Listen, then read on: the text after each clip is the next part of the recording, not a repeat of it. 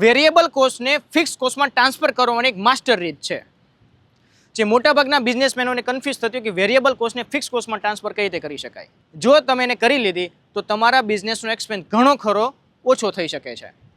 પહેલો ઓપ્શન છે, તમારા 20 મશીનમાંથી 10 મશીન ચાલે છે તો તમારું લાઇટ બિલ એટલું જ આવે છે, અને જો 20 ચાલે તો એની લાઇટ બિલની કોસ્ટ વધી જશે. પણ જો તમે એક એવો ઓપ્શન ચૂઝ કરો, એક્ઝામ્પલ તરીકે સોલાર, જો તમે સોલાર નખાવ્યું, તમારા 20 મશીન ચાલે તો પણ વેરિયેબલ કોસ્ટ એટલો જ આવશે, 10 ચાલે તો પણ એટલો આવશે, અને 50 ચાલે તો પણ એટલો આવશે. મતલબમાં તમારો કોસ્ટ વેરિયેબલ થઈ ગયો ફિક્સ, જેના લીધે તમારી વેરિયેબલ કોસ્ટ જે હાઈ જતી હતી એ કંટ્રોલ થઈને આવી ગઈ ફિક્સ કોસ્ટની અંદર. દાખલા તરીકે ઈ કોમર્સની અંદર પણ આવા જ પ્રોબ્લેમ આવતા હોય છે.